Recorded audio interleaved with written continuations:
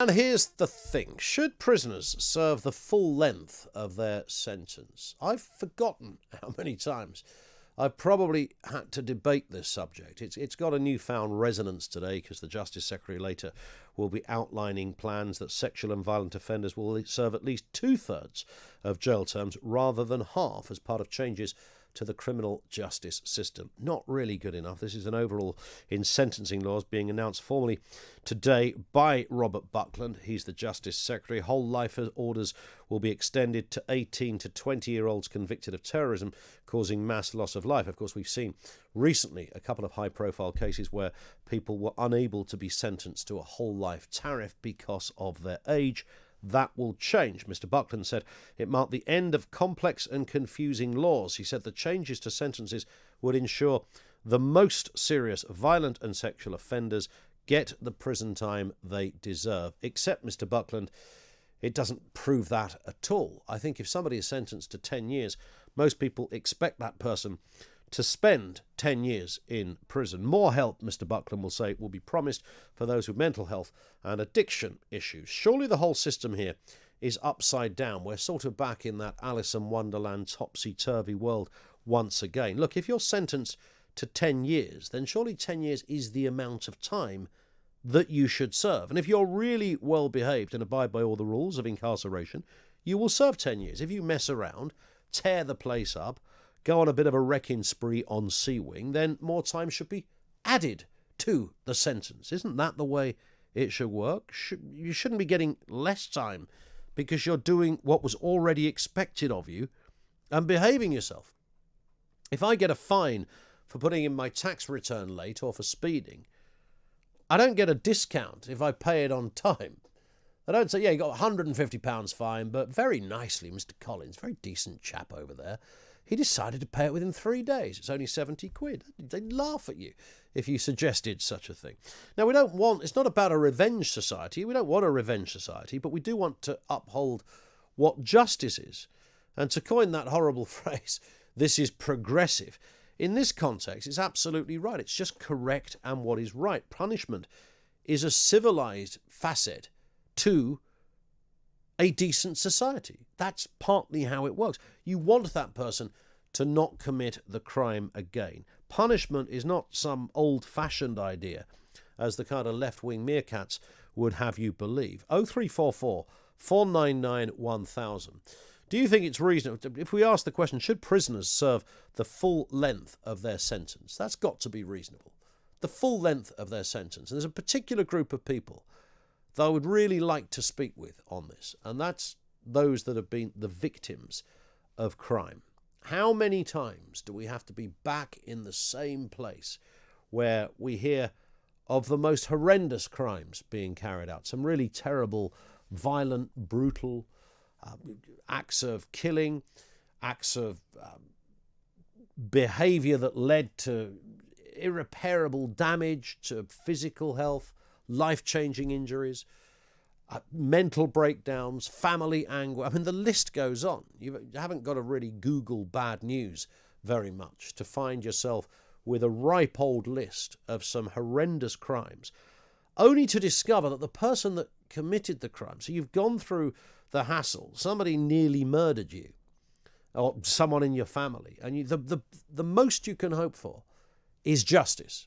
It's a primal human need and desire in the face of wrongdoing that justice is served. And what should that justice look like? And you've been on the receiving end of something terrible, something really awful has happened to you or somebody in your family, and you await the court case, and you go into court. You might sit there in the public gallery, face to face with the person that damaged you or your family, that bereaved your family, maybe, only to discover that, firstly, that person's sentence was completely inadequate. When we've all heard, we're sentencing you to life in prison with a minimum tariff of 7 years. You think, you just killed a kid, mate. You got 7 years for killing a child. Well, it's a whole life tariff, say the left-wing lawyers. Well, get out of here. 7 years, a minimum 7 years in jail. And then you discover that somebody's been sentenced to something, and They might get 10 years. You think, well, that's a start. But they're out in 5 years. So clearly there is an alteration needed to the current system. But I'm talking to you, if you've been on that receiving end of this, if you've been the person that was the victim of crime, if you've been the person where somebody in your family's life was utterly wrecked because of something brutal, horrendous, violent, murderous that took place.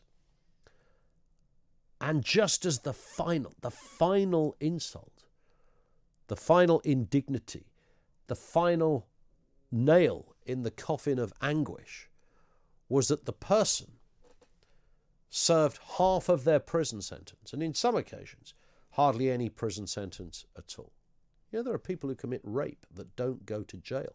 There's few of them, but there are stats out there. I have no idea what the circumstances are behind people in those situations. But if you know it because you've been the victim, then just tell me and walk us through how does that feel? 0344 499 1000. 0344 499 1000. You'd like to think, wouldn't you? I've never really been in this situation. There's been a couple of incidents, I suppose, when I think of the wider family where some things have happened, and you just sort of hope that there's going to be some justice at the end of it all. I mean, you know, you can mug an old lady in the street. You won't go to jail these days. That's sort of how bad it's got out there. We currently have 86,618 people in jail. These are just the figures for England and Wales. And of that lot, most of them will be serving a fraction of the sentence they have been given. And it's argued incessantly that this is a good thing because it makes people realise that, you know, good behaviour, you can go out and start a new life, except it doesn't work because the reoffending rates are through the roof, and you often end up with the very same people back on C-Wing before you can look. You speak to any police officer, they will tell you. They arrest the same families, same areas, same neck of the woods. Talk to a prison officer. They will tell you pretty much the same thing. 0344 499 1000. It's a really simple question. Should prisoners serve the full length of their sentence? And I'm sure you will feel particularly passionately about this if you're one of the people that have been affected, because you know only too well what it feels like to see a perpetrator of a horrendous crime against you or yours committed only for the offender to either walk free out of court with some kind of non-custodial punishment, whatever the heck they are meant to do, or to serve a derisory amount of time and then only half of what they were given in the first place. How do you feel as the victim of crime on all of this? How many people do you think every year we send to jail in England and Wales? I haven't got the Scottish figures here. For murder on an annual basis, about 300 people. I'm not quite sure if I was surprised at that or not surprised.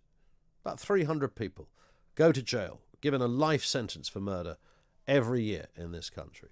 About 5,300 people are currently in prison for that sentence at the moment. It's 5,300 murderers in jail as we speak.